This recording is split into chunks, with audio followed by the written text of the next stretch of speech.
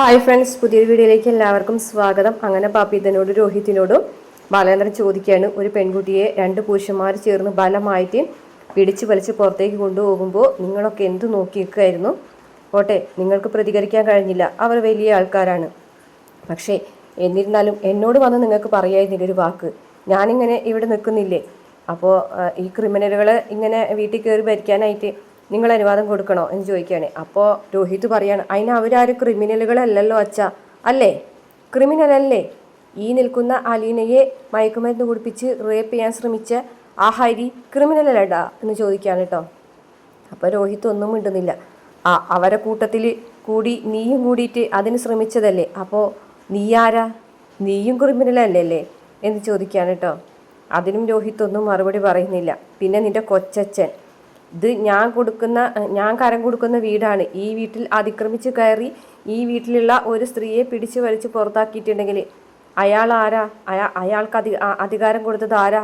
ആ തെമ്മാടിത്തരം കാണിക്കാൻ ആരാണ് അധികാരം കൊടുത്തത് എന്ന് ചോദിക്കുകയാണ് കേട്ടോ പാപ്പിത്തനോട്. അപ്പോൾ പാപ്പിത അമ്മ എന്ന് പറയാണ് കേട്ടോ. ആരാണ് ബലം പ്രയോഗിച്ച് അലിനെ ഈ വീട്ടിൽ നിന്ന് പുറത്താക്കണമെന്ന് തീരുമാനിച്ചത്? അതാരാണ് എന്ന് ചോദിക്കും കേട്ടോ അമ്മ. അതിൻ്റെ കാരണം അലീന നിങ്ങളെ ഉപദ്രവിച്ചിട്ടുണ്ടോ എന്ന് ചോദിക്കാൻ കേട്ടോ. ഇല്ല. അലീനയെ ഇവിടുന്ന് എന്ന് പറയുമ്പോഴേക്ക് അലീനയോ? അലീന ചേച്ചി എന്ന് പറയും കേട്ടോ. അലീന ചേച്ചി എന്ന് മാത്രമേ നിങ്ങളിനി അവളെ വിളിക്കാൻ പാടുള്ളൂ. അലീന ചേച്ചി ഇവിടുന്ന് പുറത്താക്കണമെന്ന് അമ്മ പറഞ്ഞു. എന്തിന്? നിൻ്റെ അമ്മയെ അവൾ ഉപദ്രവിച്ചോ എന്ന് ചോദിക്കാൻ. അതല്ല, അലീന ചേച്ചി ഇവിടുന്ന് പോയില്ലെങ്കിൽ ഈ കുടുംബം തകർക്കും എന്ന് പറഞ്ഞു. ആര് പറഞ്ഞു? അമ്മ പറഞ്ഞു. എങ്ങനെ തകർക്കും? അവളുടെ കയ്യിൽ ബോംബുണ്ടോ? അല്ലെങ്കിൽ വല്ല JCB കൊണ്ടുവന്ന് ഈ വീട് അങ്ങനെ അടിച്ച് തകർക്കുമോ? അല്ലെങ്കിൽ നിങ്ങൾ എന്തെങ്കിലും റിവോൾവർ വെച്ച് നിങ്ങളെ ജീവൻ അവൾ എടുക്കുമോ? അങ്ങനെ എന്തെങ്കിലും അവൾ ചെയ്യുമോ എന്ന് ചോദിക്കുകയാണ് ബാബിനോട്. ഇല്ല, അങ്ങനെയൊന്നും ചെയ്യൂല. പിന്നെ എന്തിൻ്റെ പേരിലാണ് നിങ്ങൾ അവൾ ഈ വീട്ടിൽ നിന്ന് പോകണമെന്ന് ആഗ്രഹിച്ചത് എന്ന് ചോദിക്കുകയാണ് ബാലേന്ദ്രൻ ബാബിനോട്. അപ്പോൾ ബാബി പറയും, അമ്മയ്ക്ക് ഇഷ്ടമല്ല എന്ന് പറയും. ആഹാ, നല്ല മറുപടി. അമ്മയ്ക്ക് ഇഷ്ടമല്ല, അതുകൊണ്ട് എനിക്കും ഇഷ്ടമല്ല. അമ്മയ്ക്കിന്ന് വയറ്റിന്ന് പോയില്ലെങ്കിൽ ഞങ്ങൾക്കും വയറ്റിന്ന് പോകില്ല. എന്തിനാണ് നിന്നൊക്കെ ഞാൻ പഠിപ്പിച്ച് വലുതാക്കിയത്? എന്തിനാണ് നിന്നൊക്കെ സ്കൂളിൽ പറഞ്ഞയക്കുന്നത്? പറയ്, എന്തിനാണ് നീ സ്കൂളിൽ പോകുന്നത്? പഠിക്കാൻ. എന്ത് പഠിക്കാൻ? മറ്റുള്ളവരോട് എങ്ങനെ പെരുമാറണമെന്ന് പഠിക്കാൻ. 19 വയസ്സായില്ലടി, സ്വന്തമായിട്ടൊരു അഭിപ്രായം തീരുമാനമൊന്നും നിനക്കില്ലേ എന്ന് ബാബിനോട് ചോദിക്കുകയാണ്. ബാബി ഒന്നും മിണ്ടുന്നില്ല കേട്ടോ, തലകുമ്പിട്ടിരിക്കുകയാണ്. എന്താടാ, നിനക്കൊന്നും പറയാനില്ലേ? നിനക്കും ഇല്ലേ ഇതിൽ അഭിപ്രായങ്ങളൊന്നും പറയാൻ? നീ എന്താ വായടച്ച് തല കുമ്പിട്ട് നിൽക്കുന്നത്? നാണം ഇല്ലാത്ത നിന്നെയൊക്കെ എന്തിനാണ് ഞാൻ പഠിപ്പിക്കുന്നത്? തല കുമ്പിട്ട് നാണം ഇല്ലാണ്ട് നിൽക്കണ്. എന്തൊരു കാര്യത്തിനും മറുപടി ഇല്ല എന്നൊക്കെ പറയാണ് കേട്ടോ. ഇപ്പോൾ എന്ന് വെച്ചാൽ രോഹിത് ഒന്നും വിടുന്നില്ല കേട്ടോ. രോഹിത് ആ റേപ്പിൻ്റെ കാര്യം പറഞ്ഞോടുകൂടിയിട്ട് വായം കൂട്ടി നിൽക്കുകയാണ്. എന്നിട്ട് പറയുന്നുണ്ട്, ഈ വീടിൻ്റെ കരം കൊടുക്കുന്നത് ഞാനാണല്ലോ നിങ്ങളുടെ മുന്നിൽ ഇപ്പോൾ വലിയ രാക്ഷസനായിട്ട് നിൽക്കുന്നത്. ഞാനാണല്ലോ ഈ വീട്ടിലെ എല്ലാ പ്രശ്നങ്ങൾക്കും കാരണം. ഞാനാണല്ലോ ഈ കുടുംബം തകർത്തുകൊണ്ടിരിക്കുന്നത്. എന്തായാലും ഞാനൊരു കാര്യം പറയാം. അലീന ഇങ്ങോട്ട് വായോ എന്ന് പറഞ്ഞിട്ട് അലീനെ ഇങ്ങോട്ട് വിളിക്കുകയാണേ. അപ്പോൾ അലീന വന്നിങ്ങനെ ബാലേന്ദ്രൻ്റെ അടുത്ത് നിൽക്കുകയാണ്. അപ്പോൾ ബാലേന്ദ്രൻ വൈജയന്തിനെ ഒന്ന് നോക്കുന്നുണ്ട്. വൈജയന്തിയാണെന്നുണ്ടെങ്കിൽ ഇതെന്തിനുള്ള പുറപ്പാടാണ് എന്നറിയാണ്ടെങ്കിൽ നിൽക്കുകയാണ്.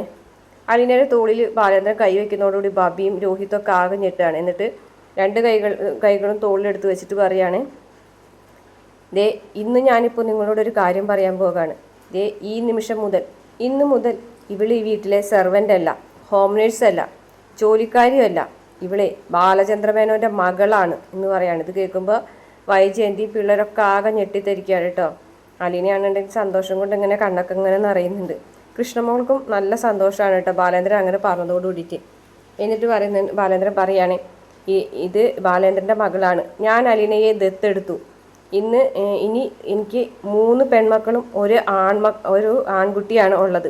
അതായത് 4 മക്കളുണ്ട് ബാലേന്ദ്രന്. ഈ വീട്ടിൽ നിങ്ങൾക്കൊക്കെ ഉള്ള അതേ അവകാശവും അധികാരവും എല്ലാ കാര്യത്തിലും അലീനയ്ക്കും ഇന്നു മുതലുണ്ടായിരിക്കും. അതിൽ യാതൊരു സംശയം ആർക്കും വേണ്ട. പിന്നെ അലീന നിങ്ങളെ ഏതെങ്കിലും തരത്തിൽ ഉപദ്രവിച്ചിട്ടുണ്ടെങ്കിൽ നിങ്ങൾ എന്നോട് പറയാം. എന്നോട് പറഞ്ഞേക്ക്, ഞാനതിന് പരിഹാരം കണ്ടോളാം. ഒരു മുട്ടുസൂചിയെങ്കിലും കുത്തി നിങ്ങളെ അവൾ ഉപദ്രവിക്കുകയാണെന്നുണ്ടെങ്കിൽ എന്നോട് പറയണം. കാരണങ്ങളടക്കമായിരിക്കണം പറയേണ്ടത്, അല്ലാണ്ട് വെറുതെ വന്ന് പറഞ്ഞാൽ പോരാന്ന് പറഞ്ഞിട്ട് ബാലേന്ദ്രൻ പറയണം. ഇനിയിപ്പോൾ എനിക്ക് കുറച്ച് റെസ്റ്റ് എടുക്കണം എന്ന് പറഞ്ഞിട്ട് മുകളിലേക്ക് പോവുകയാണേ. കൃഷ്ണമോള് കാണണ്ടെങ്കിൽ വലിയ സന്തോഷമായിട്ടാ. സന്തോഷമായോ അല്ലെ ചേച്ചി എന്ന് ചോദിക്കുകയാണ്. സന്തോഷമായി, ഞാൻ ചായ എടുക്കട്ടെ. പിന്നെയും ജോലി എന്ന് ചോദിക്കുകയാണ്. മൂഷിക സ്ത്രീ പിന്നെയും മൂഷിക സ്ത്രീയായി. എന്തായാലും ഞാൻ നിങ്ങളുടെ ചേച്ചിയുടെ സ്ഥാനം ഏറ്റെടുത്തില്ലേ, അപ്പം പിന്നെ അതൊക്കെ ചെയ്യണ്ടേ. അത് വേണം എന്ന് പറഞ്ഞിട്ട് വീണ്ടും കെട്ടിപ്പിടിക്കലും ഉമ്മ വയ്ക്കലൊക്കെ ചെയ്യുന്നുണ്ട്. അതിനുശേഷം കൃഷ്ണമോളെ വിളിച്ചുകൊണ്ട് പോവുക.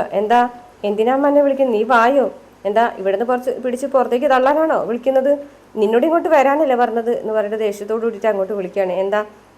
നിങ്ങൾ ഇത്രയും ദിവസം എവിടെയായിരുന്നു? ഞങ്ങൾ റിസോർട്ടിൽ എന്തെടുക്കായിരുന്നു ഇത്രയും ദിവസം? ഞങ്ങൾ അവിടെ അടിച്ചു പൊളിച്ചു, ഫുഡ് കഴിച്ചു, സംസാരിച്ചിരുന്നു, അവിടെയൊക്കെ നടന്ന് കണ്ടു, അത്രയേ ഉള്ളൂ എന്ന് ചോദിക്കുകയാണ് കേട്ടോ. അത്രയല്ലാണ്ട് പിന്നെന്താ, 2 റൂം എടുത്തോ? 2 റൂമോ? എന്തിനാ 2 റൂം? ഞങ്ങൾക്ക് 3 പേർക്കും കൂടിയിട്ട് 1 റൂമേ എടുത്തുള്ളൂ. എന്നിട്ട് നിങ്ങൾ 3 പേരും ഒരു കട്ടിലാണ് കിടന്നത്? പകുതി കട്ടിൽ ഞാനും അലീന ചേച്ചിയും കൂടി ഷെയർ ചെയ്തു, പകുതി ഭാഗം അച്ഛനും കൊടുത്ത്. ഫുട്ബോൾ കളിക്കാനുള്ള സ്ഥലമുണ്ട്, ഭീമൻ കട്ടിലല്ലായിരുന്നു എന്നൊക്കെ ചോദിക്കാൻ കേട്ടോ. അപ്പോൾ ബാലേന്ദ്രൻ എവിടെയാണ് കിടന്നത് എന്ന് ചോദിക്കും കേട്ടോ. അമ്മ ചോദിച്ചു വരുന്നതിൻ്റെ അർത്ഥം എന്താണെന്ന് എനിക്ക് മനസ്സിലാവുന്നുണ്ട് കേട്ടോ, ഒന്നും മനസ്സിലാകാത്ത പൊട്ടിയൊന്നുമല്ല ഞാൻ എന്ന് പറയാണ് കേട്ടോ.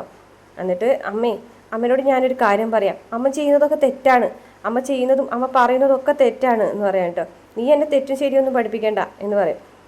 നിനക്ക് നിൻ്റെ അച്ഛനോട് പറയുന്നില്ലേ നിനക്ക് സ്കൂളിൽ പോകണം, നിനക്ക് പഠിക്കാനുണ്ട്, നിൻ്റെ ക്ലാസ് മിസ്സാക്കിയാൽ ശരിയാവില്ല എന്നൊക്കെ. അപ്പോൾ കൃഷ്ണമോള് പറയാണ്, എനിക്ക് അവിടെയും കുറച്ച് കാര്യങ്ങൾ പഠിക്കാനുണ്ടായിരുന്നു. എന്ത് പഠിക്കാനുണ്ടായിരുന്നു നിനക്ക്? ബാലേന്ദ്രനും അലീനയും കൂടിയിട്ട് നിനക്ക് ക്ലാസ് തന്നോ എന്ന് ചോദിക്കുകയാണേ. ചില ക്ലാസ്സുകൾ തന്നു, പക്ഷേ എനിക്കതിൽ നിന്ന് കുറച്ച് കാര്യങ്ങളൊക്കെ മനസ്സിലായി.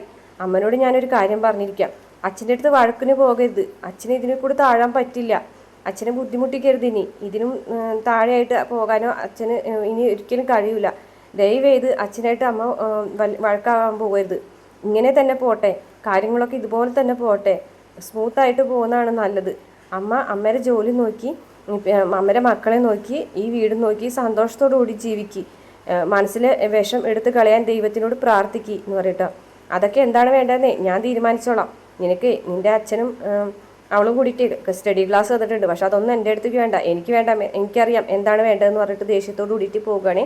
നേരെ മുത്തശ്ശിയുടെ റൂമിലേക്കില്ലാണ്. മുത്തശ്ശിനോട് പറയാൻ, അറിഞ്ഞില്ലേ കാര്യങ്ങളൊക്കെ? ബാലേന്ദ്രൻ അവളെ ദത്തെടുത്തുനിന്ന്? അതവൻ എന്നോടും വന്ന് പറഞ്ഞതാണ്. ഇതടവാണ്, 19ാമത്തെ അടവ്. വേലക്കാരിയാണെന്ന് പറഞ്ഞാലല്ലേ പിടിച്ച് പുറത്താക്കുള്ളൂ, മോളാണെന്ന് പറഞ്ഞിട്ടുണ്ടെങ്കിലേ പിടിച്ച് പുറത്താക്കാൻ വഴിയൊന്നുമില്ലല്ലോ, ഇതടവാണ് എന്ന് പറയും. അപ്പം മുത്തശ്ശി പറഞ്ഞു, ബാലേന്ദ്രൻ പെൺമക്കളില്ലാതെയാണോ ഈ പെൺകുട്ടീനെയും കൂടെ ദത്തെടുത്തത് അവൻ? 3 പെൺകുട്ടികളായില്ലേ ഇപ്പോൾ എന്നൊക്കെ പറയാണ് മുത്തശ്ശി. അപ്പോൾ വൈജയന്തി പറയാണ്, ഇതൊക്കെ ബാലേന്ദ്രൻ്റെ അടവാണ്, ഇത് മറ്റുള്ളവർ സംശയിക്കാതിരിക്കാൻ വേണ്ടിയിട്ടാണ് ദത്തെടുത്ത് കുത്തെടുത്ത്. ഈ ദത്തെടുക്കലെന്ന് പറഞ്ഞാലേ അങ്ങനെയൊന്നുമല്ല, ഇതിന് നിയമത്തിൻ്റെ കുറേ നൂലാമാലകളൊക്കെ ഉണ്ട്, അല്ലാണ്ട് വെറുതെ അങ്ങ് ദത്തെടുത്തു എന്ന് പറഞ്ഞിട്ടുണ്ടെങ്കിൽ ദത്തെടുക്കലാവോ നോക്കിട്ടോ. അപ്പോൾ മുത്തശ്ശി പറയും, വൈജയ് നീ വെറുതെ ഈ പ്രശ്നങ്ങൾ ഇനി ആളി കത്തിക്കണ്ട, നീ അവളെ അടിച്ച് പുറത്താക്കി, അവൻ അതിനെ തിരിച്ചു വിളിച്ചു കൊണ്ടുവന്നു, പിന്നെ നിങ്ങൾ ഇനിയും അതിനെ അടിച്ച് പുറത്താക്കാതിരിക്കാൻ വേണ്ടിയിട്ട് അതിനെ ദത്തെടുത്തു എന്നൊരു വാക്കും പറഞ്ഞു, അത്രയേ ഉള്ളൂ. അതിപ്പോഴും വേലക്കാർ തന്നെയാണ്, ഈ പ്രശ്നങ്ങൾ ഇത്രയും വഷളാക്കിയത് നീ തന്നെയാണ്. ഞാനോ? അതെ നീ തന്നെ എന്ന് പറയട്ടോ. ഞാൻ നിങ്ങളോട് അന്നേ പറഞ്ഞതല്ലേ എനിക്ക് കല്യാണം വേണ്ട വേണ്ടാന്ന്. ഞാൻ എത്ര തവണ പറഞ്ഞു, എൻ്റെ അച്ഛനോടും അമ്മനോടും എൻ്റെ 3 ആങ്ങളമാരോടും കയ്യും കാലും പിടിച്ച് ഞാൻ പറഞ്ഞില്ലേ എനിക്ക് കല്യാണം വേണ്ട, എനിക്ക് കല്യാണമേ വേണ്ട, ഞാൻ എങ്ങനെയെങ്കിലും ജീവിച്ചു പോക്കോളൂ എന്ന് ഞാൻ നിങ്ങളോടൊക്കെ കാല് പിടിച്ച് അപേക്ഷിച്ചതല്ലേ? ആരെങ്കിലും കേട്ടോ? ആരെങ്കിലും അനുസരിച്ചോ ഞാൻ പറഞ്ഞ കാര്യങ്ങൾ എന്ന് ചോദിക്കുകയാണ് കേട്ടോ. അപ്പോൾ മുത്തശ്ശി ഒന്നും മിണ്ടാതെ നിൽക്കുകയാണ് കേട്ടോ. വൈജി പറയുന്നുണ്ട്, അതെ എനിക്ക് വേണ്ടാന്ന് പറഞ്ഞിട്ട് നിർബന്ധിച്ച് എൻ്റെ തലയിൽ എടുത്തു വെച്ച് തന്നതല്ലേ ഈ ഭാരം, എനിക്ക് വേണ്ടായിരുന്നു, എനിക്കിത് വേണ്ടായിരുന്നു എന്ന് പറഞ്ഞിട്ട് ഇങ്ങനെ പൊട്ടിക്കറിയാണ് കേട്ടോ വൈജയന്തി. അപ്പോൾ മുത്തശ്ശി പറയണം, വൈജയന്തി 10-22 കൊല്ലം കഴിഞ്ഞില്ലേ, ഇനി അതിനെക്കുറിച്ചൊക്കെ പറഞ്ഞിട്ട് എന്താ കാര്യം? ഇപ്പം പറഞ്ഞിട്ട് കാര്യമുണ്ടോ അതിന്? അന്നും ഞാൻ പറഞ്ഞില്ലേ നിങ്ങളോട്, അന്നും ഞാൻ പറഞ്ഞതല്ലേ നിങ്ങളോട് വേണ്ടാന്ന്, എന്നിട്ട് നിങ്ങളത് കേട്ടോ? എല്ലാവരും കൂടിയിട്ട് ഇങ്ങനെ ഈ ഒരു ഭാരം എൻ്റെ തലയിൽ എടുത്തു വെച്ച് തന്നിട്ട് വൈജയന്തി ഒന്നും ഇതിനടങ്ങാന്ന് വിചാരിക്കണ്ട, എനിക്കറിയാം എന്താ ചെയ്യേണ്ടതെന്നൊക്കെ പറയാൻ കേട്ടോ. അപ്പോൾ മുത്തശ്ശി പറയും, വൈജയ് നീയാണ് ഈ പ്രശ്നങ്ങൾ ഇത്രയും വഷളാക്കിയത്. ആ പെൺകുട്ടി വേലക്കാരിയായിട്ട് വന്നു, ഈ വീട്ടിലെ മുഴുവൻ ജോലികളും ചെയ്ത് ആ മൂലയിൽ ഒരുത്തിൽ ചുരുണ്ട് കൂടിക്കിടന്നിരുന്ന പെണ്ണല്ലേ, എന്നിട്ടിപ്പോൾ അതിനെ ഈ ദത്തുപുത്രി എന്നുള്ളൊരു സ്ഥാനത്തിലേക്ക് എത്തിച്ചത് നീയല്ലേ? പിടിച്ചു വലിച്ച് പുറത്താക്കിയത് കൊണ്ടല്ലേ ഇപ്പോൾ അങ്ങനെ ചെയ്യേണ്ടി വന്നത്. ഇല്ലെങ്കിൽ അത് ഈ വീട്ടിലെ വേലക്കാരി തന്നെയായിട്ട് നിൽക്കൂലേ, നീയൊക്കെ കാരണമാണ് ഇതൊക്കെ ഇങ്ങനെ ആയതെന്ന് പറയട്ടോ. അപ്പോൾ വൈജയന്തി പറയും, വൈജയന്തി ഇതങ്ങനെ ക്ഷമിക്കാനൊന്നും പോകുന്നില്ല, ഞാനും അവളും കൂടി ഈ വീട്ടിൽ ഉണ്ടാവില്ല. പിന്നെ നീ എവിടെ പോണു? ഞാനിവിടെ നിൽക്കാനൊന്നും പോകുന്നില്ല. അവളുടെ ദാസിയായിട്ട് ഞാൻ ഈ വീട്ടിൽ ജീവിക്കുന്നതാണ് അമ്മ വിചാരിക്കുന്നത്. ഞാൻ പോകും ഇവിടെ നിന്ന്, എൻ്റെ മക്കളെ ഞാൻ കൊണ്ടുപോകും. വൈജയ്, നീ എന്തൊക്കെയാ പറയുന്നത്? ഇതല്ലേ നിന്റെ വീട്? എൻ്റെ വീട് ഇതല്ലായിരുന്നു എൻ്റെ വീട്. ബാലേന്ദ്രൻ കല്യാണം കഴിച്ചു കൊണ്ടുവന്ന അന്ന് തുടങ്ങി അവൾ ഈ വീട്ടിൽ വന്ന് കയറുന്ന അന്ന് വരെ എൻ്റെ വീടായിരുന്നു ഇത്. പക്ഷെ ഇന്ന് ഇതെൻ്റെ വീടല്ല. വൈജയന്തിക്ക് അറിയാം ഇനി എന്താണ് വേണ്ടതെന്ന് എന്ന് പറയുന്നത് കാണിച്ചുകൊണ്ട് ഇന്നത്തെ എപ്പിസോഡ് അവസാനിക്കുകയാണ്. വീഡിയോ ഇഷ്ടപ്പെട്ട ചാനൽ സബ്സ്ക്രൈബ് ചെയ്ത് സപ്പോർട്ട് ചെയ്യണേ.